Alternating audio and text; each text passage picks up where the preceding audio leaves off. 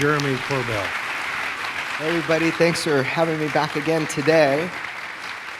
Wow, I just got out of editing a movie, come here to join you guys, and had to whip together this presentation, current and modern, because so much of this footage I've never been able to show anybody.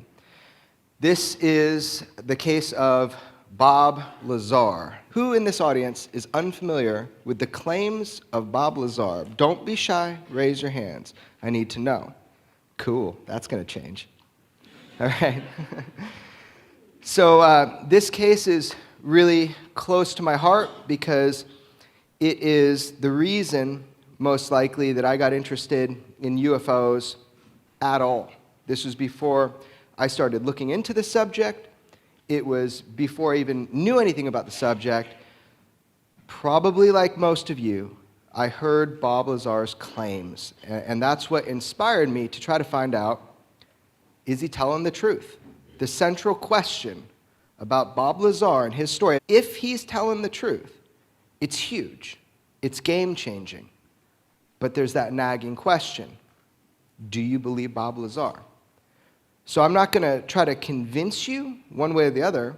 I'm going to just show you my journey in trying to get closer to that truth. For those of you that I've never met, I'm an investigative filmmaker, self-proclaimed. I make films and I investigate things. I think anybody with an iPhone these days can be an investigative filmmaker. Eventually you have to put the film out, the movies out. And I've luckily been able to do that recently. It just kind of started after all these years. I can put this footage out. There will probably be a lot of questions after the presentation about Bob Lazar, so I will leave some room for that, for those of you that want to talk about that, because it's a complex case. But I have to take you all the way back to 1989 in order to start this story. So again, my curiosity was weaponized when I heard Bob's claims. He was on the radio with my mentor in journalism, George Knapp, and I heard them talking about the propulsion system that Bob said he back-engineered at a sub-base of Area 51 called S4. Nobody had ever heard about S4. It was not a subject of conversation. Nobody even knew about the area that he was claiming this was going on. Totally new information.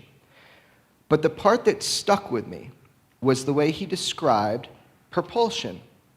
That was my interest. Typically, if you want to make something move forward, you have to have something pushing back. It's really simple. But the way he described this propulsion system was completely counterintuitive. His claim was that these non-terrestrial craft, these flying saucers that he saw and had a chance to try to work on one of the propulsion systems, worked by generating gravity waves. And if you can generate a gravity wave, and you can distort or amplify a gravity wave, you can distort space-time. Space, time, and gravity, they all operate together. So if you affect one, you affect the others. Basic physics.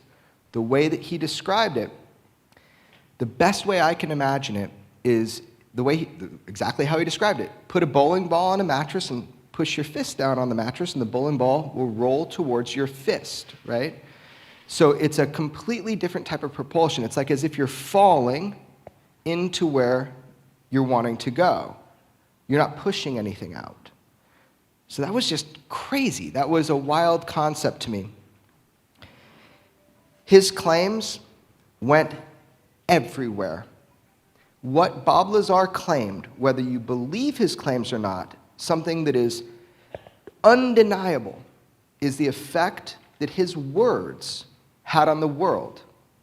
You know, words are weapons. They're used as weapons. Propaganda, that's how things work. His words were weapons. They sliced through the imagination of the American public and then the international public. This was in Omni magazine. You might recognize one of the most iconic pictures of Bob Lazar with his geeky Coke bottle glasses.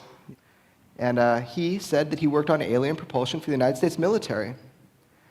But in 30 years now, he has rarely made himself available. He doesn't talk about it, wants to get on with his life, and getting to know Bob. There's a lot of really good reasons for that. But most people, that's the image in their mind that they have of Bob Lazar. However, it's a new day. Bob is again talking, and he's talking to me, and he's allowing me to finally put his story in documentary film form after 30 years. This is a guy that has never profited off of his UFO celebrity. He never sought it. He doesn't like the attention. But he simply is telling a story, and it's up to you whether or not you believe him. He just wants to make sure at least you know his story. And then it's up to you. And there's more to that. But we have to go back all the way to how this started. So I'm taking you way back. The world's best known secret base. I love that. The reason you know about Area 51 is because of Bob Lazar. It's because of Bob Lazar, George Knapp, and a man named John Lear. You probably would have found out about it anyway. Our government has now finally acknowledged Area 51. But really, the reason that it's in your mind, anybody's mind, why it's become a meme and there's shot glasses and hot sauces, is because it became this household name for secrecy, for UFOs, and that is directly because of the reporting of George Knapp on what John Lear was saying and what Bob Lazar was saying. So that's kind of crazy. So I'm going to take you all the way back to the first time that Bob Lazar was ever mentioned publicly, and they didn't even say his name. They referenced a guy. So you're going to see in this video George Knapp on a little tiny show that he had that nobody watched. It was at a terrible time before he was this big-time investigative news reporter, right? And John Lear is his guest. John Lear is the godfather of conspiracy. I've known John for a long time.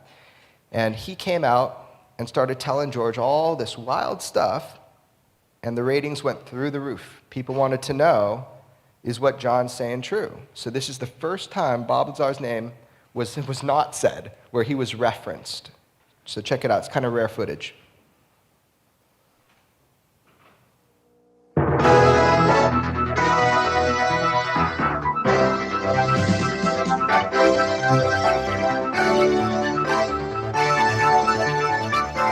Hello and welcome once again to On the Record. If you joined us last week, you heard some startling revelations about UFOs and the government cover-up about UFOs from noted UFO researcher John Lear. All right, you recently decided to take it upon yourself to try to get to the bottom of this major cover-up, what you say is a cover-up. You went up to Groom Lake, which you say is like a center of this UFO activity. What happened is I was approached by a government theoretical physicist employed by the government who works on the saucers up at Groom Lake. He has seen the aliens. He is tired of the cover-up. He knows what a rip-off it is of how many billions of dollars we're wasting on trying to develop technology that's already been developed. And he told me when and where to stand, and we drove up there. We were actually there on 3 occasions. I mean, the fact that that the military doesn't want you around a top-secret base doesn't mean there's flying saucers there. No, it doesn't, except we had just seen one. The theoretical physicist that was with us that told us where to stand and what time to look. The next day he was told instead of driving to work to drive to a certain place. He was debriefed with a gun in his ear and asked why, he told this and told us that. And well, he's worked in what capacity with them up there? Theoretical physicist. But I mean, what did he do around the saucers or whatever? All I can tell you is that when you find out the truth, a month from now, a year from now, 2 years from now, you'll look back and you'll say, my God, the son of a gun was right. Or maybe 30 years from now, he must have said, yeah. It's so great. You see George Knapp talking there, and he had never covered a UFO story. He was covering mob stories because he knew some of the mob guys. And you could see in his face, I love seeing that the first time he engages this topic with John Lear, he's skeptical, real skeptical. And he should be. It was wild then, it's wild now, what's being claimed. But John had credibility with the news station. John Lear had credibility because he brought forward some photographs. It's of Area 51 at lake level You will never see photos like this again. It was from 1977 where the security was a chain link. And I told you that story yesterday, how he snuck out the roll of film. It's pretty funny. It's a bar story. So John had credibility because he brought these photos forward, and they actually identified a stealth fighter and a MiG fighter, a Russian MiG that was being, I guess you'd say, back-engineered as well. So he had really brought the news station some interesting information. And John came to George's mentor in journalism, a man named Ned Day, and he said, here's all the UFO stuff. There's a secret program at Area 51, and they're reverse engineering alien spacecraft. And Ned Day's like, nope. I would have heard about it. No chance that's true, John. And then there's George Knapp, kind of new at the station. He said, hey, I'll look at those documents. Boy, did he not know that would completely alter his public identity for the rest of his life, you know? So what I like about this photo, you got Area 51 up there, and you have that little strip of tan to the right, and that is Papoose Lake. That is not a place that was known or is known as having anything happen. There's no runway there. Really, there should be nothing happening there, especially at that time. But that's where Bob said he worked. He did not work at Area 51. He worked at what he claims was called S4, a sub-base of Area 51, about 15 to 17 miles south on that little tan strip there called Papoose Lake. So that's the first thing to know, is that he's claiming to not have worked at Area 51. He's claiming to have worked near Area 51 on the same complex. But I want to still focus on John here because I spent a lot of time with John. I did film about 7 years of his life. I am sure that film will come out. To date, I put out a 20-minute short film, first episode on John. The whole series will be called Immaculate Deception. When it gets made, it's all filmed, when it gets cut and put out. But I'll just show you a little trailer for that, because John really is, he was my gateway drug to ufology. You know? You listen to John talk for a little while, and you start questioning everything about the universe. So I'll show you the little trailer, because I make films, so I figure they speak for me sometimes.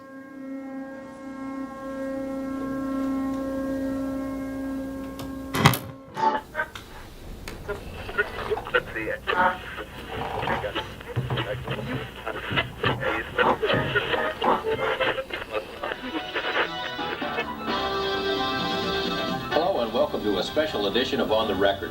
In the more than 5 years since we've been hosting these programs, no guest has inspired such a widespread and enduring audience response as has John Lear, son of the famed aviation pioneer and a world-class pilot in his own right.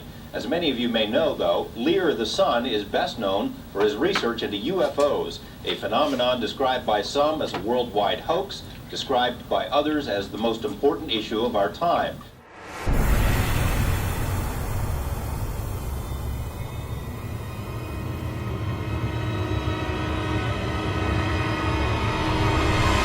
It doesn't just happen, it's written the exact second that we're going to die.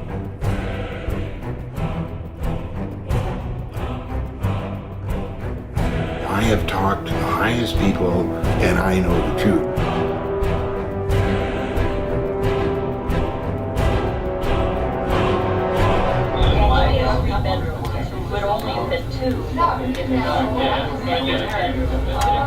Earth is like Alice in Wonderland. Things get curiouser and curiouser.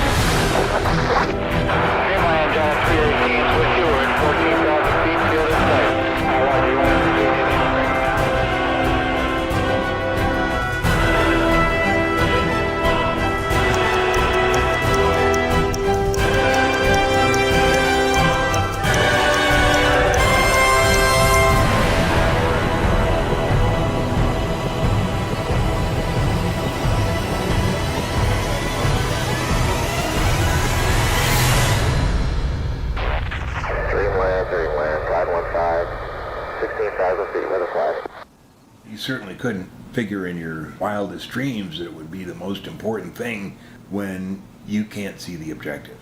Right, so John Lear is intimately connected to the Bob Lazar story. And the reason he's intimately connected to the Bob Lazar story is because I've talked with a lot of people that knew Bob Lazar before he became public, before he even worked, allegedly, in the program. And man, he would say things like, "Oh, I feel bad for John. You know, it comes from a prominent family, the Learjet family, and he believes in UFOs." He like felt bad for him. So that was like Bob's standpoint on UFOs way before he ever found himself in the situation that he says he did. So staying back here in 1989, Bob comes forward. He says, "I worked on reverse engineering a propulsion system." They did not succeed in reverse engineering it. He said it was an impossible task. It was like, you know, dropping an iPhone out into the Stone Age and saying, "Make one." Yeah, he said it was absolutely impossible. And there was such control and there was such compartmentalization in these programs, he didn't even really know what he was supposed to be working on until he went a few times. And in fact, this is what he says. He says, when I saw the craft for the first time, he says, I started kind of chuckling inside because I thought, that's what all those UFO nuts were seeing in the skies and thinking they were extraterrestrial. They were ours, you know? So that was his thought when he first saw the craft. That's how kind of skeptical or analytical Bob was. He wouldn't take anything on face value. Still doesn't. You know, one of the most kind of interesting minds that I've met. So he did a lot to try to prove to you his story. He did probably more than you realize to try to prove to you his story. He says, "I've tried to prove my story. I can't. Under the scientific method, I can't prove to you beyond a shadow of a doubt that what I'm saying is true, so you're obligated not to believe me." And nowadays, he goes, "And if you don't believe me, pass it on." Because it's caused, you only see it from a personal perspective.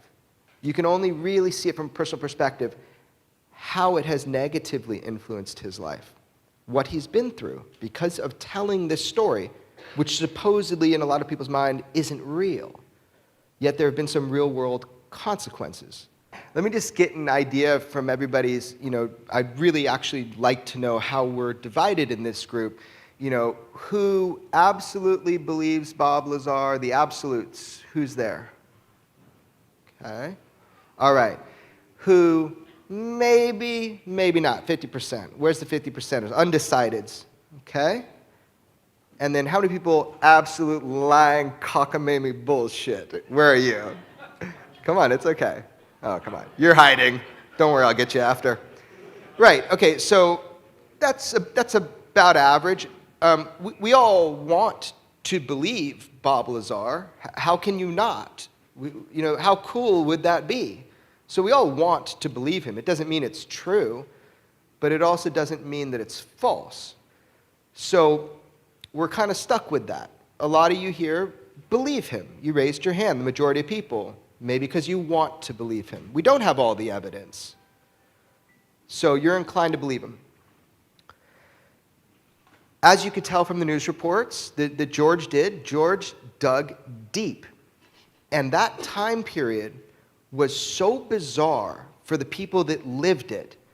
They were followed by people. George had 6 other witnesses that were coming off of the base to corroborate Bob Lazar's story or parts of Bob Lazar's story. All 6 of them declined to ever talk with him again after they were paid a visit and told that they would be harmed. And we're talking about George Knapp here. We're talking about people that do talk to him. And the stories of these people that couldn't tell their story to him afterwards, it's pretty incredible. But other people have come forward, and things have come to light over the last 30 years. And let's look at those things, and let's see if they provide proof or if they take away from Bob's story. So Bob Lazar began to talk in 1989, and just to give you another little clip so you can judge for yourself if what you think he was saying back then could be true or not true. Here's another little clip. All right. Well, take it from the top then. I mean, Okay. Well, go ahead. how you got involved with this program. I had sent resumes to several national labs around the country. I got a response from a couple of them. They said, we might have something in the near future you would be very interested in. You know, you say you work on little projects. I said, yeah, I have a particle accelerator in my master bedroom and things of that sort. And some time went by and they called me back in. They said there was a senior staff physicist that was leaving this organization, and they basically interviewed me for that job. I don't know many people with particle accelerators in their master bedrooms, and I know a lot of nerds, I'll tell you that, you know? And I always found that really interesting. I know for a fact that Bob Lazar is highly intelligent. So he's got that going for him, and that's nice. I can tell for sure that he's smart, but I too was skeptical. I was probably like most of you that raised your hand. I was like, yes, I believe because I want to. It makes sense. But that's about all that we had. Until you really speak with someone, you can easily just dismiss them. If you're just talking about a name, you don't know them. You don't know their family. You don't know what they've been through. You can't even begin to imagine. None of us can. So we're all stuck with that because Bob really doesn't make himself available to get to know him. So I was skeptical, and I don't know. I talked with George, and George obviously encouraged me to talk with Bob. And I'm like, well, yeah, who wouldn't want to talk with Bob? Of course I want to talk to him. So George made a point. You got to talk with Bob, and you got to tell this story, and you got to do it yourself to really get to the bottom of it. He's like, but you got to be the luckiest guy on the planet for that to happen. And he kind of explains that to me here. You have to cover the story of Bob Lazar, and the only way to do that is to talk to Bob. And I don't know if it'll talk to you or not, but you need to try. Well, it's all going to be circumstance for you. Is the moment that you approach him, the mood that he's in, what else is going on in his life at the time. You might hit the jackpot and get him at exactly the right time, and the universe is aligned and he's willing to talk about it. But you'd have to be awfully lucky. Because in general, Bob doesn't like to talk about it. I think he's very happy in his life. He's happy to have left the UFO stuff behind. He misses his friends. He misses John Lear. He misses Gene Huff, maybe even me to some extent. But he doesn't miss the UFO topic, and he doesn't miss talking about it, because ultimately it's disturbing. These are disturbing issues.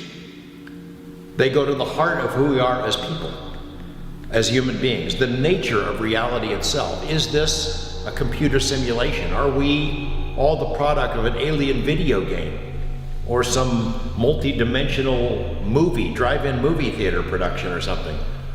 Big questions, disturbing answers, and Bob has never been comfortable in talking about them, never.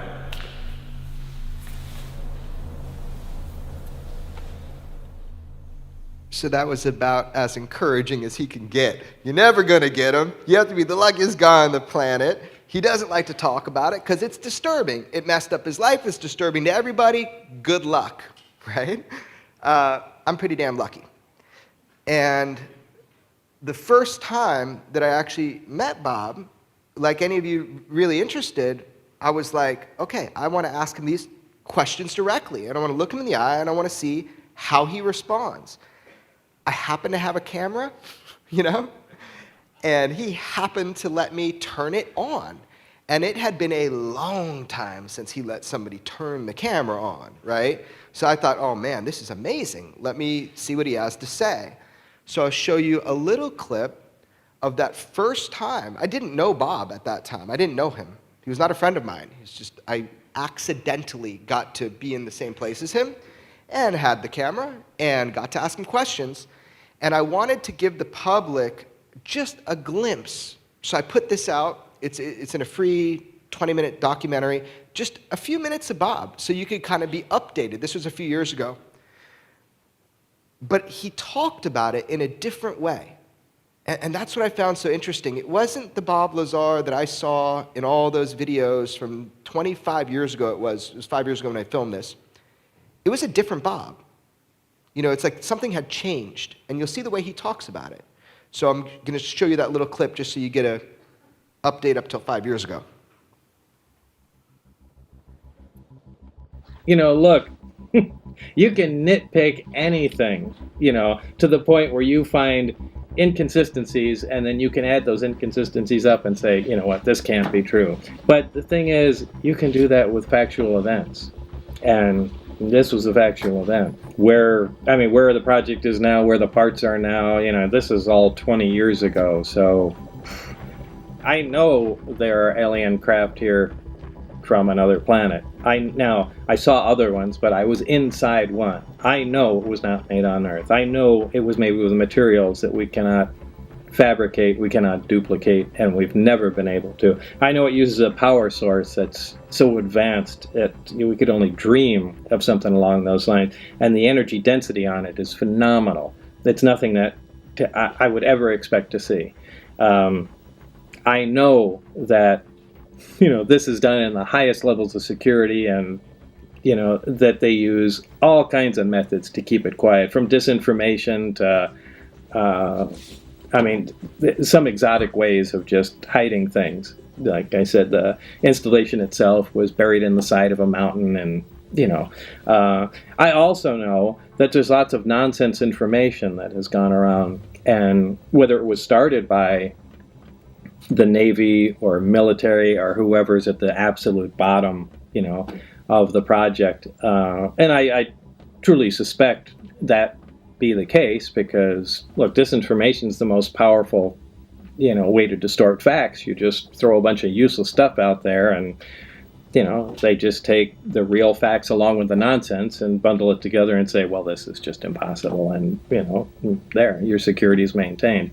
But I also know that at some point they've examined or had bodies of alien creatures somewhere. So I know that stuff for a fact. And that's the bottom line. Pretty cool to hear him talk about it 25 years after he said it the first time. Just so I get an idea, who hasn't seen that footage of mine? Anybody hasn't seen it? Okay, so you're seeing it for the first time today. I'm glad. I mean, isn't that cool? Aren't you stoked on that? It's like, man, you know, it's like Elvis meets Bigfoot. You can never find him or he's dead. You know, there's always a rumor he's dead. And all of a sudden, I got him on camera. I have proof Bob Lazar exists. And not only that, but he's not backing down. He's doubling down. He hasn't changed his story. He's telling you now the same thing he was telling you then. I find that really interesting. And it's different when you can see someone has aged and they're a little bit more confident. They're not like a geeky 20-year-old kid. Now they're just a geeky adult. But they've changed. And so that little bit of footage was the first step, the first taste I got of, fuck this, I'm going to find out the truth. I'm going to do my best. Because this story's too big. It's too important. And look, I've already got him once on camera. Maybe down the line, 5 years later, I might be able to do some more filming with him, right? And really, I'm doing this to bring it to you because you're seeing it just like I'm seeing it. You now have 3 more minutes in which to judge Bob Lazar by, right? And that's all I was trying to do, was get more data into the stream so we can make a more educated opinion on if his story is true or not. The crux of his story is about a place called S4, Site 4. This is a place that nobody had ever heard of. There is not one mention in the public realm, not even private circles. No one around that time had ever even heard about it. Yet, things were different back then. And George Knapp called Nellis Air Force Base, and they admitted that they had an S4, if not multiple S4s. Wouldn't tell them what they did there. Now they just completely deny it, right? We thought. But George got confirmation there was an S4. So Bob somehow knew things. He somehow knew that on Wednesdays at 8 p.m. over this tiny little lake bed that's not even part of Area 51, that there would be a test flight of something that looks identical to a flying saucer. And he took people out there on a variety of occasions, and they filmed it. Right? How did he know that? That's probably a real guarded secret, wouldn't you think? You know, the existence of a secret little sub-base of Area 51, you figure not everybody would know that. So I'm already kind of intrigued that he knew things that really he shouldn't know if he didn't work out there. S4 is kind of the key, and I'll show you little clips about that. You've brought S4 into the forefront. It's been confirmed to you directly from the base maybe 25 years ago, yeah. S4 has been confirmed to me directly twice. One from an employee of EG&G. Security was daunting. And then somebody else who's confirmed to me, S4, that that's exactly how it looks. The story, though, is that there was a facility like that at Papoose? There is a facility like that at Papoose. Flying discs, not this UFO term that's created to make it ambiguous, flying discs, saucers, that were piloted by non-humans. They were not ours, and this was confirmed by both of my sources, that this technology is not ours. Bob Lazar's story was confirmed to me by those two same sources. One saying that when he was working in secret capacity at White Sands in 1989, that it was common knowledge at the base about Bob's story. And I said, well, what was the believability? The general believability? And he said, everybody knew that what was going on out there were with these types of projects, and they all believed Bob's story. And were they following it as it's unfolding in 1989? That was the impression that I got, was that it was big news. If you ever see it, if it's soundless, noiseless, it's hovering, anti-gravitic, or appearing to be the way, it is not ours. And I said, not ours like America? And he says, not ours like humans. So this is about 25 years after Bob's story, and I started digging into it and started pulling up and calling up a bunch of the people who have advised my work in nanotechnology and in aerospace stuff and in investigations in general. The highest ranking military individual I've ever met has been someone that has advised my work for a while, was in position to know, and I've had multiple confirmations that Bob Lazar is telling the truth, and that S4, as he described it, existed exactly like he described it and for the purpose that he described it. So I've got all these independent, personal confirmations that there's a grain of truth to Bob Lazar's story. It was driving me crazy. So I sat down with George and went through with him, showed him he knows who some of the people that advise my work are. He's satisfied with it. I'm satisfied with it. So we're getting direct testimony from people, not for public consumption, not for me to go on radio shows and talk about it, not to put them in movies, but just to inform my work. People that care about me and my work too. So it really started to intrigue me, because now all of a sudden it's not just one person saying this thing, but 25 years later I'm getting independent, personal confirmation of the facilities Bob said he worked at. And that wasn't happening 25 years ago. So that was pretty cool. Everybody's focused on Area 51. We know the great things that were achieved at Area 51. It's a shell game. It's a sleight of hand. We're talking about S4. Right. And we're talking about the acknowledgement of a secret base called S4 that has special projects there, extraterrestrial projects. Well, I got confirmation from Nellis Air Force Base, so I called their public information office. This is back in 1989. We're working on this. Do you have a place called S4 on the Nellis Range? And they said yes. Can you tell me where it is? No. Do you have more than one? Yes. Can you tell me what goes on there? No. It's classified. So we know an S4 exists. We know classified work goes on there. We know that they're not going to tell us any more about it. No one had talked about a place called S4 in public before Bob Lazar. There's no printed records of it. It didn't appear in a newspaper story. He's the one that told it. How did he know?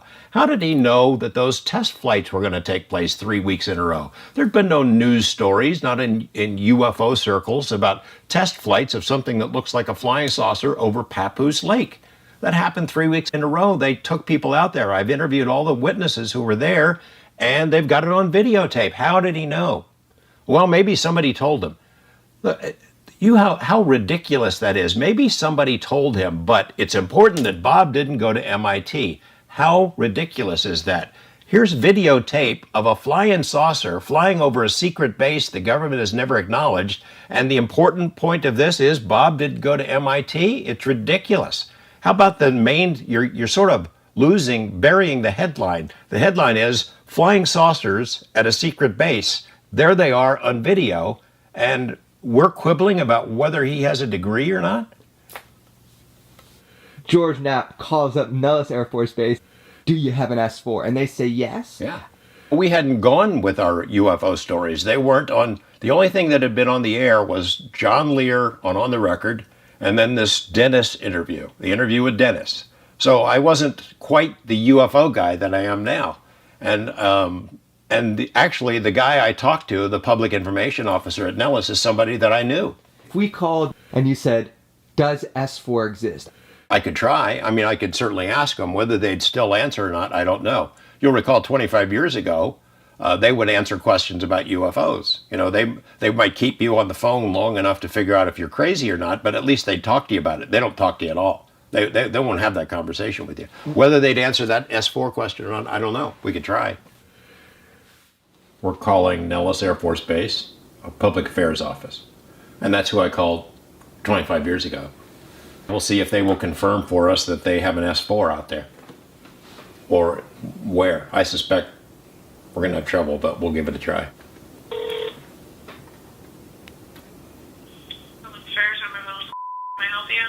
Hi, my name is George Knapp. I work with Channel 8 News, and I had a question. I'm not sure if you can answer it or who might be able to answer it. I'm trying to figure out if if you can confirm that there is somewhere on the Nellis Range a place called S4, a designated S4, a facility. S4? Yes. S4. Hold on 1 second. Okay.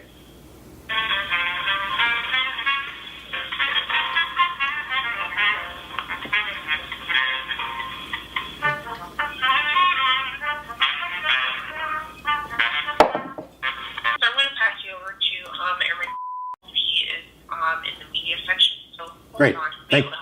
Thank you. Hi, Airman. My name is George Knapp with Channel 8. I was calling to see if, and I don't know if you can tell me this or not, but whether you have something on the Nellis Range called S4, a site or a facility or a location designated S4. Called S4? Yep. I have no idea. I can try to get an answer for you. That'd be awesome. I would have to contact, see, maybe Red Flag, but yeah, let me write down some of your information. What's a good contact number for you? This number here. George Knapp, Knapp. Right. Okay. So you're looking for a zone on the range called S4. Yeah, I'll just let you know that I'd been told some years ago that there is a place called S4. They wouldn't tell me where it was, but in fact, you might have more than one. Like S4 okay. Meaning Site 4. Site 4. Right. And what about Site 4 are you looking into? What's the significance? I'd want to know if it exists. We had been told that there had been classified work going on out there.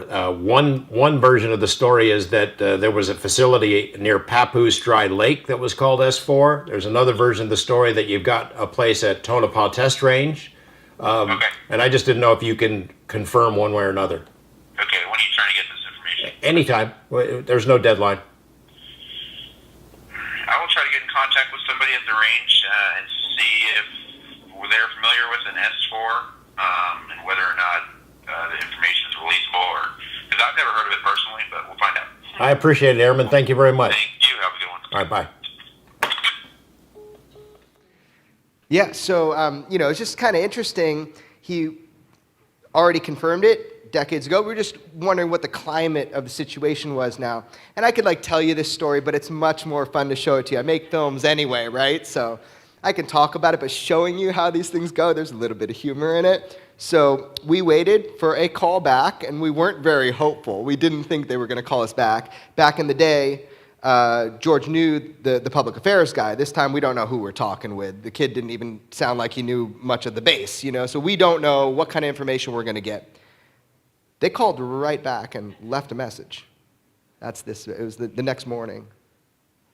Yesterday, you called to get Nellis Air Force Base to confirm S4 as a physical location. The one by the Papoose Lake bed is the one we're interested in.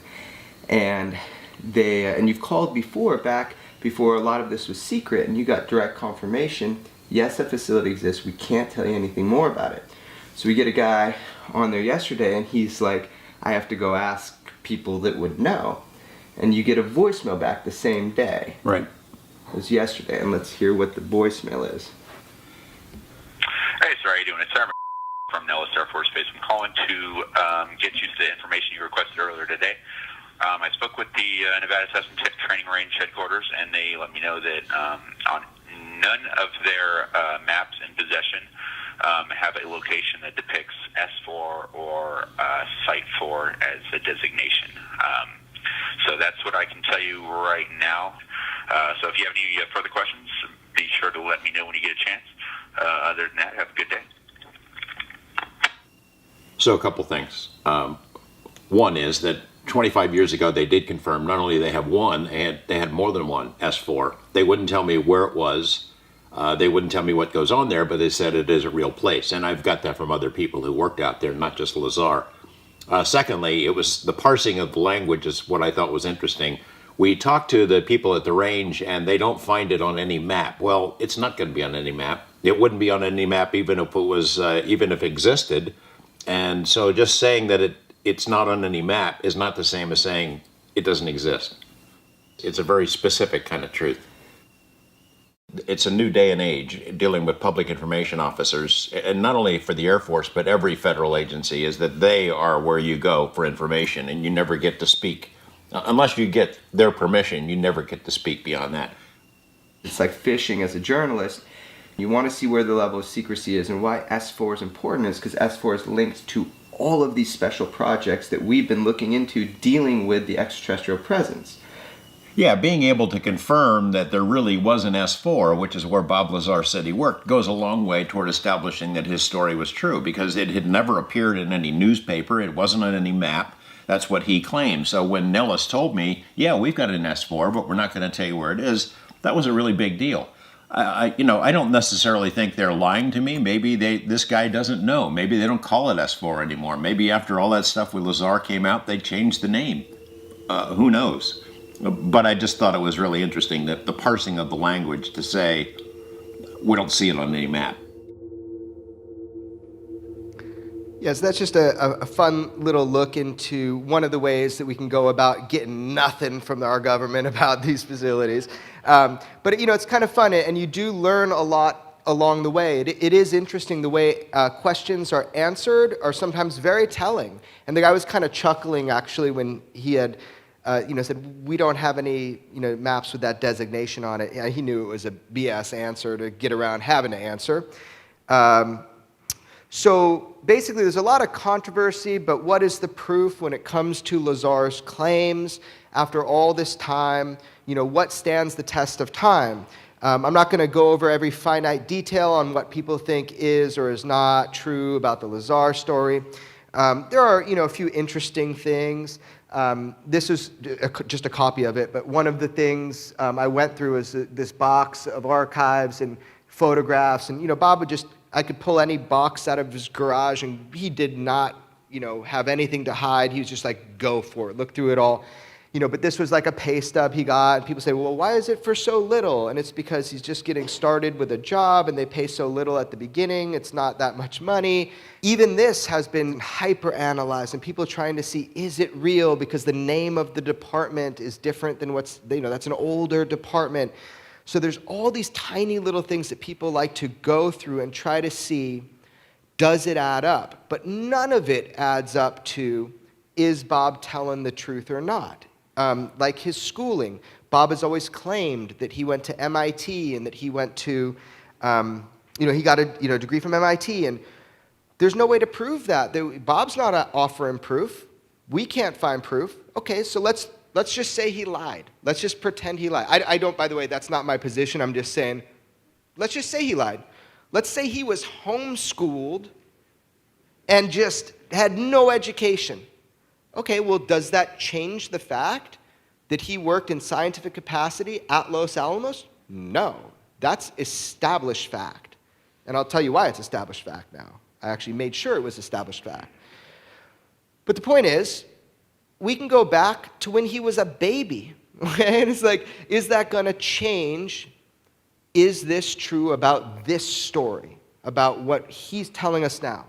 And so that's kind of what I'm interested in. I really don't care if he was homeschooled by gnomes. I care if he worked at Los Alamos. How did Bob walk George Knapp through one of the most secret and locked down facilities in America at Los Alamos, going into the Maison facility with cameras? How did that happen? It's like people try to belittle the story because they're afraid of the implications, maybe. Let's stick to what we know. Bob tried recreating what the badge looked like so that other people could recognize it, maybe. And then people say, oh, you made a fake badge. He goes, yeah, I made a replica, so you're welcome. So you would know what it looked like. I mean, just all these crazy stories. I see tape up there on the right by his name. Yeah, he made a badge replica so you could see what it looks like. He also did diagrams and drawings of, these are on napkins. He's famous for napkins. I have a stack of napkins from Bob, okay? So this is one of the first drawings he did back in the day of where the saucer out of the 9 that he claimed he saw, the one that he dubbed the sports model, that's where it was. And he kind of drew it out so people could see what it looked like from what he's telling. These are drawings, I don't know if people have really seen some of these, but he saw a bunch of different shaped UFOs, but from a distance. So he saw there were 9, but some of them, he called that one the Jello mold, the one below that the top hat. He called that one the light bulb. He doesn't even remember it now. He's like, oh, yeah, that was weird. That one was weird shaped. But they were all kind of down this corridor. He only got to see the one. Little known parts of his story, very elaborate. One time, in that section where he goes, I was inside one. He's talking about a UFO. He goes, I was inside of one. And I said, well, Bob, was that cool? That's got to be really cool, right? And he goes, no, it felt ominous. He goes, it was so weird. First of all, everything is gunmetal gray. There's not any other color. Everything is rounded. There's no corner or edge. It was like an injection mold. He goes, but it felt ominous because I stepped in and the seats weren't for grown men. They weren't for normal grown men, human size, right? They were small. And he says, that was the moment when I realized, this is weird. We ain't in Kansas no more, Toto. Something's weird here. It kind of dawned on him. And then I think kind of the light display that came up with the alien writing probably sunk that right in. At one point, they were operating on a little piece on the ground, and this display came up where a side of the craft that he was inside to look at a very specific part of the propulsion system. There was this rounded window part, and it just went transparent, but not like even glass. It was just clear, so he doesn't know if it was there or not there, but on that was very strange writing, to us. We don't know what kind of writing it was, but he tried to kind of show what it looked like. It kind of looked like amoebas, he didn't know, and eyes, but it was that's kind of a replica of what he saw. Have you guys seen that before? So there's all these details to a story that are just not well known because we get the bullet points, okay? Another thing that he avoids talking about, because it's so bizarre, but he read all of these briefing documents. That was one of the times he went out there, was they just had him read through all these documents. And he wasn't sure if it was a test or a joke. He doesn't really know what's going on. But he flipped through pages and saw photographs, and he tried to draw one thing that he saw on the left, which was an autopsy page of a being. And he doesn't like to talk about it. He actually drew this, though, from memory. And I love it. He goes, that's all I know. You'll have to make up the rest. Because he said that's what everybody does. They just insert bullshit. He's like, that's what I know. That's what it looked like, to the best of my ability. So he read all these documents. He goes, I don't know if they were true. It's like you reading a piece of paper. Do you know that's true? He goes, I didn't have my hands on that, so I don't know that's true. But there were tons of things that he read in these documents. Bizarre things. Back to how the hell did Bob know? Okay, this drawing on the right, that was done by Bob right after one of his visits to the base, when he happened to see on the bus a strange airplane they said worked on a methane fuel, and he said it sounded like it was tearing open the sky. Turns out, we now know he drew the back of the Aurora, which is still a very secret plane that was being tested out at Area 51 at the time he was out there. How did Bob know? How did he know it worked on methane propulsion? How did he draw the back of it correctly if he was never there? Again, it's really annoying, isn't it? Because all these things are kicking you in the ass like, ugh, I want to believe you, but I want to know the truth. I'm starting to believe you. So then I found someone willing to speak with me after 25 years from Los Alamos. After all these years, everybody's making jokes that Bob was the janitor at Los Alamos. He never worked there. Okay, he's in the phone book. I've talked to a bunch of individuals that knew him from working with him there, but I couldn't go public with it. Finally, I found a brave individual who was willing to talk to me on the record about working with Bob Lazar at Los Alamos in scientific capacity, being in briefings, classified briefings, which, by the way, the janitors are not invited to, the highly technical classified briefings, with Bob Lazar, and his name was Dr. Robert Krangle. I have all of his documents, all of his paperwork from all the contracts that he did during that time period at multitude of bases, including Los Alamos. During that time, Dr. Krangle's telling the truth. I can prove it. What was your impression of what Bob was doing at Los Alamos in the 80s? I didn't know what he was up to any more than he knew what I was up to. But you did know that he was a physicist. Yes. And that was very clear to you, that he was a physicist at Los Alamos and not, again, like the janitor. Right. So he worked there. And he went on record with me and says, of course you remember Bob. Bob was the jet car guy. He was a rock star. He looks like Mick Jagger. How can you not remember Bob? I remember Bob. Bob was cool as shit. And yeah, he worked at Los Alamos. Big deal. I'm like, big deal to who? It's a big deal, man. And he goes, why? And I'm like, because he's got a bigger story, and everybody says a good link to that is, did he work at Los Alamos? Because if he worked at Los Alamos, there is a possible reason he could have been picked up to work on a highly classified project through EG&G to go to the test site and work on this non-terrestrial stuff. And Dr. Kringle was like, okay, whatever. So I got him on record. The guy's a really funny guy, really smart. And next thing you know, I publish it. Next day, I should have warned him. He starts getting inundated by calls by Stan Freeman. Just inundated. You know, I mean, God, you know, I love Stan. Stan and I like him. We totally disagree. Because Stan's wrong. So, yeah. So he attacked Dr. Krangle on the phone, trying to belittle what Dr. Krangle said. He goes, Jeremy, what did you do? This guy keeps calling me. All I did was tell you a little thing, and he won't leave me alone. I'm like, yeah, he's looking to try to discredit you because he's invested in it not being true about Bob Lazar. I said, just tell him what you told me. Tell him the truth. So anyway, you know, any way you get around it, here's a physicist, worked at Los Alamos, in scientific capacity, was in security briefings with Bob Lazar. Make of that what you will. Now for my most exciting part of this story. This is the thing that really gets me. Has everybody heard of element 115? Okay. So you've heard about that because of Bob Lazar. There's no other reason you would have heard about that back in 1989. Very obscure, an element that we theorized, you know, we might be able to, you know, create a few atoms of one day. Element 115 is a huge part of Bob's story because it's a very specific part. He said that he was told, 500 pounds of element 115.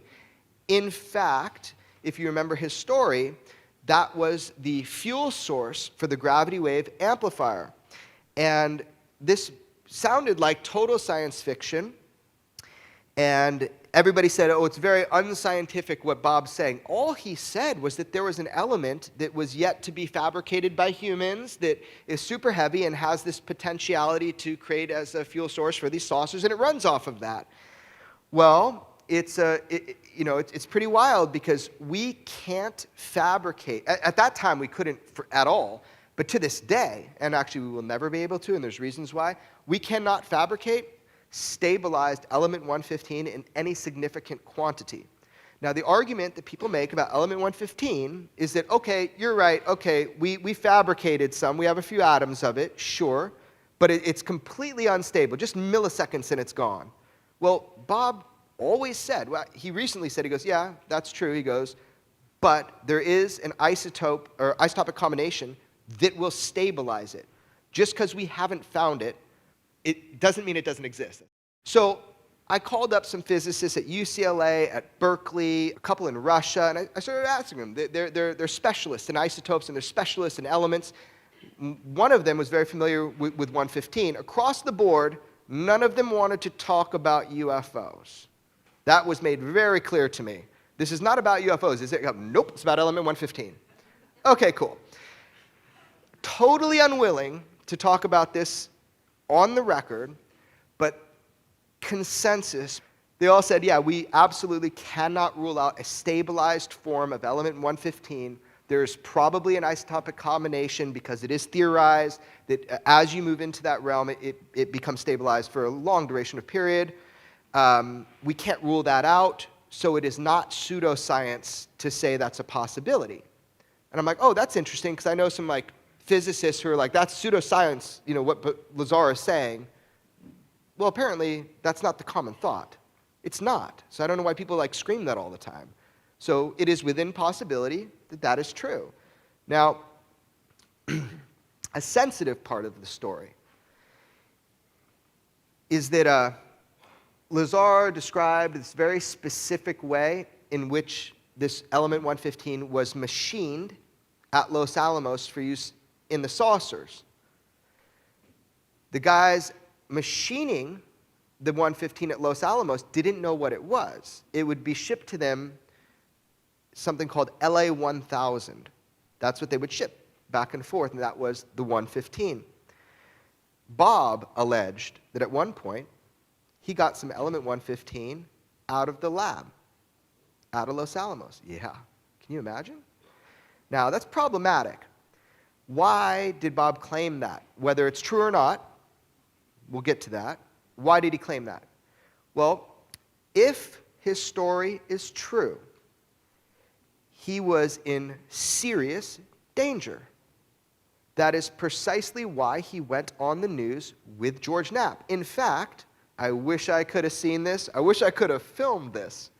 The last second when George is about to reveal Bob's identity to the public on the news, Bob and George start wrestling over the tape. They're in the news station, about to go live to air, and he's like, doesn't want George to air this tape. He is scared shitless what's going to happen when people recognize his face. And George is like, dude, you're already out. We tried to protect you by putting you kind of out there under your boss's name. Not a smart choice, Bob. Dennis, that caused some problems. But so if his story's true, he's being threatened. What is the one thing that could prove his, well, there are a few things that could prove his story. I actually believe Bob could prove his story. I don't think he wants to. I think he wants you to know the story, but he doesn't want you to know for sure he's telling the truth. That might cause problems for him. But let's just say it's true. The one thing that would save his ass, his trump card, would be having element 115 stashed somewhere, right? Making sure somebody knows where it is. Dude, that's proof positive. So if we're deciding to believe his story right now, wow, that's a twist right there. And he did claim it. I'm not saying anything out of line, but you notice he hasn't talked about it in 20-something years, probably 25 years, hasn't even mentioned it, because it was a sensitive topic. You might have heard that he was once raided in New Mexico by a multi-agency raid. They were looking for something. And that is a story he doesn't like to bring up because it traumatized his life. Can you imagine? So you're at home, right? You have your wife and your animals and all this stuff, and your house is just fucking raided, and they're looking for something, which you don't have, right? Okay, so I'm going to show you this. This is not element 115, okay? This is just aerogel. Just say that first. Okay, but this is a piece of aerogel before anybody knew what aerogel was, that they used to package around the LA 1000, which is element 115. This is actually a piece from the 115, which may or may not have come out of the lab. It's turned yellow over time, right? But this is a piece from that packaging material, which is so funny because nobody knew what aerogel was back then in 1989. So they thought it was extraterrestrial. They're like, oh man, it comes with the 115. It must be alien. You know, they had no idea. It turns out, you guys ever seen aerogel? It's like light as smoke. It's amazing. It's like insulation or something. It's light as smoke. And it's just this little clear, it doesn't even feel like you're holding it. It's really strange. Anyway, so this was part of the actual packaging from the LA 1000. And, look, this is Bob's story in a nutshell. He's the element 115, the flying saucers, the government secrecy, coming forward because he was scared for his life and annoyed at all of the secrecy. And it's really kind of sad, actually, what happened, like how he why he decided to do it. I don't know he would do it again. I don't know he'd come out again. I think he would have loved to continue working on those projects if he worked on them, right? I think he would have loved to continue it. I got to bring back to one thing that George has said to me, and I showed you the other day, which is it's the duty of journalists and scientists to investigate the unexplained, not explain the uninvestigated. What does that simply mean? It's just we need to look at the things we don't know, not try to explain them as if we know them. And so I've got a couple more clips for you that I think you'll find interesting. The idea that Bob was a disinformation agent or part of a program to mislead the public is wrong. He's not. And I can say that after knowing the guy for a quarter of a century. The story he told then is the story he tells now. He didn't add to it. He's not making it more elaborate. He's not remembering new parts of it. It's the same story. It's consistent all the way through.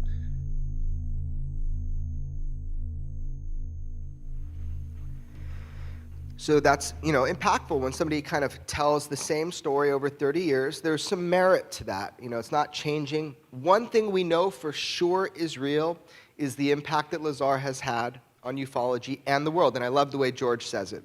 And just think of the things that in the 25 years since Bob came forward with the story, there are those who it drives them crazy that he gets attention, that he is obviously a phony, he didn't go to MIT, he made this stuff up. I'm sorry, but they lost. Bob won. You look at how far that story has traveled. When you've got President Clinton on Jimmy Kimmel talking about Area 51 and aliens, and then a week or so later, President Obama says, hey, by the way, at an event for Shirley MacLaine, he mentions Area 51, and I'm the first president to say it in public. Look at what has happened since Bob came forward. The government has acknowledged there is a place called Area 51. For a long time, they denied it. They pretended that the base that everyone could see didn't exist. We know that there is a place called S4. They confirmed it to me. Nellis Air Force Base told me that there was one. We know that there is something called element 115. They've synthesized it. It's not exactly as Bob described it, but as he says, there are different isotopes. You can make different kinds of different versions of it, and eventually we might be able to make one that's more stable. The scientists who made it talked to Bob. They called him. The ones that synthesized it the first time were in contact with Bob, asking him questions about 115. The Area 51 meme has gone everywhere. It's in the Da Vinci Code. It's in National Treasure. It's in Independence Day. It's in the X-Files, the books, the TV shows. It is part of our culture all over the world. Our baseball team is named the 51s. We got the extraterrestrial highway. On a table on the other side of this room is 50 or 60 products that are being sold, product lines, different kinds of trinkets and collectibles from Area 51. Bob did that. That's from Bob. That's from Bob Lazar. That's why this story caught on. That's why it went worldwide. It is now part of our shared collective experience and knowledge, and it's not going away. So it must drive his detractors crazy, those people who think he's phony, because they lost and Bob won. Aldous Huxley said, facts do not cease to exist merely because they're ignored. Okay, so you're pretty thoroughly up to date now on the Bob Lazar story. We could go into finite detail about any of the specific claims or what arguments people have for or against. I'm pretty well versed in it at this point. I pretty much know and have interviewed and talked with everybody involved from the beginning, but also have uncovered new stuff. And so that's what my film will be showing you. It's coming out December, hell or high water, that's my deadline. So it's coming out December. So this story has really just begun. And I'm going to take you in the movie through some areas of Bob's life which nobody has ever really been able to see. I've been able to verify some things that have been big question marks for 30 years. Bob's life was not traditional. I mean, he was kind of an outlaw. He's a weirdo, man. And then he had this like jet car, right? Just blowing fire. He still builds jet bikes, by the way. He built me a flamethrower. I live really remotely in the desert, so it's totally safe, dry lake bed, besides maybe blowing myself up. But he still likes to do and make these incredible things. So he had a multitude of jet cars, still has this jet bike he takes around, still draws on napkins, and, still looks like the same guy. That's kind of an interesting photo, right? That's from one of our filmings. Different glasses, same dude. I'll play it. I have just like a 1 minute clip and a 1 minute clip of just audio, so you can hear maybe why Bob is deciding to allow me to bring his story forward again. I think it's important because you understand why it's happening, so you can just listen to this one. The biggest roadblock to understanding is the ability to dismiss someone because you don't see them as human, as a person. So what pisses you off? I mean, disinformation and lies and attacks that have no basis in reality. I mean, you can disagree with me and say, hey, I don't believe that. That's fine. I haven't presented you with enough information. I understand that. I'd probably be in your position. But don't fabricate stuff. There's some important information that needs to be released. And everybody needs to understand the truth to it and not distorted versions of it.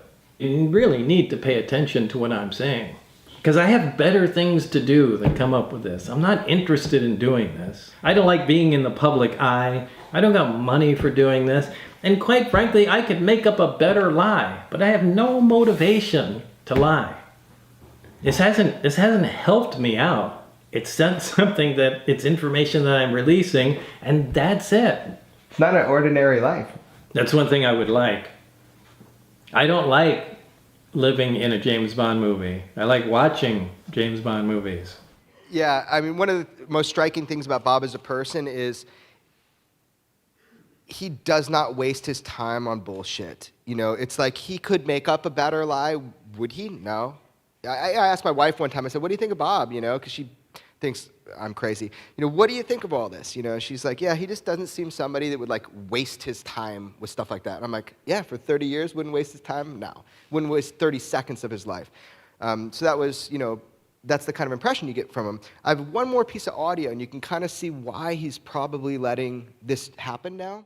People have been trying to minimize who you are. People have been trying to trivialize who you are. People have been trying to twist your story based on absolutely absurd things. That's got to wear on people to a point. You got to set certain things straight. It's time to pull things out by the roots, just to get things reset and get people familiar with the story and who I am, and this is what's true. The divergence has increased just over time. I'm trying to tell you exactly the way things were and what I was exposed to. You think there's something more secret than that the flying saucers are a cover-up for? Some of this stuff just sounds crazy to me, and I understand. I'm biased because I'm behind my eyes and see everything, but this is crazy shit. Yeah, so I think it gets kind of annoying, getting trolled and, by people and, oh, you're such a liar. Why are you holding all this information back? Holding what back? I've told you everything. So I think that people inserting fantasy and fiction and their own opinions, altering and distorting his story is precisely why he's letting this happen now. You're going to hear his story again, and then I'll have some updates as I was able to uncover some pretty interesting stuff. So to kind of conclude this part on Bob, because you're really going to see it in my film, I do have an exciting announcement, which is nobody has seen this yet. This is a little, maybe 2-minute trailer with some new footage. We get to hear from Bob very, very recently. And of course, I've done tons of filming, but you got to wait for my film. But I can show you this little piece. They're using it at Cannes Film Festival to get the movie out to market, which is pretty neat. So, first time ever, just a little clip to, again, update how much information you have on Bob Lazar. Exciting. good comes from the UFO field for him. This is a reluctant UFO messiah. It changed his life. This week, we've heard the contention of UFO researchers that there's a secret government within our government. Well, there's several, actually 9 flying saucers, flying discs that are out there of extraterrestrial origin. The live interview with the shadowy Dennis drew international attention. Portions were broadcast by radio in 6 European countries and in a nationally televised TV special in Japan. Despite numerous inquiries and feelers, Dennis has remained anonymous until now. His real name is Robert Lazar. He says he was hired to work at an area called S4, which is a few miles south of Groom Lake. At S4, he says, are flying saucers, antimatter reactors, and other working examples of technology that is seemingly beyond human capabilities. I did not believe that this should be a security matter. Some of it, sure. But just the concept that there's definite proof. We even have articles from another world, another system. You just can't not tell everyone.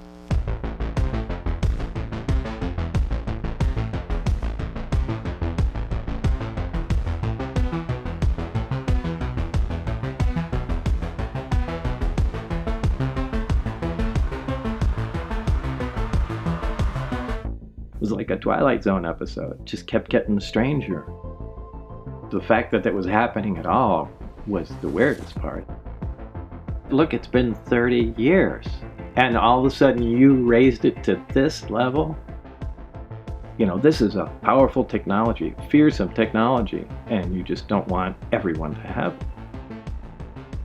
It'll become obvious how to make constructive as well as destructive devices from it. It's my only guess as to why they have never released information. It's kind of difficult. Once you release the technology to be analyzed and give it to everyone, they can just run with it. You really can't keep the weapon potential hidden. You really can't. Look, with ET technology, you can literally rule the world. Well, I am telling the truth. I've tried to prove that. What's going on up there could be the most important event in history. You're talking about contact, physical contact and proof from another system, another planet, another intelligence. That's got to be the biggest event in history, period. And it's real. And it's real and it's there.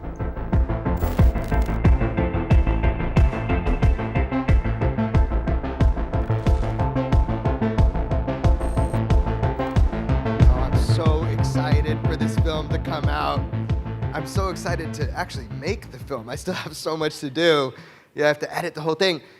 But this is the story that I've always wanted to tell. You know, since I first started looking into the idea of UFOs, I want to know, like you, is Bob telling the truth? Because if he is, if any of that is true, it is game-changing.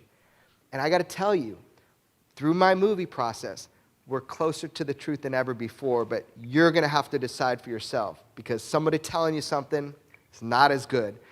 But there'll be a lot coming out in that. I'm so excited to be able to bring that to you, because like just as a fan of this, I would love to see the movie myself. So all of my work, for those of you that haven't met, never seen my work before, you can spend weeks at extraordinarybeliefs.com, but there are tons of videos and clips and everything from my films, investigations, and reports. I hope you enjoy it. You know, I make it so that everybody can just watch it for free. That's the point. You know, the films are what I do now for a living, which is great. Hopefully that works out. But everything is on that website for you to just go to, enjoy, and experience. Again, I'm not trying to tell you to believe or not believe. I'm just trying to provide you a little bit more information. Hopefully, those 2 clips of footage, one I know nobody's seen before, give you a little bit more insight, and the movie will provide even more than that, because it is a very important story. Yeah.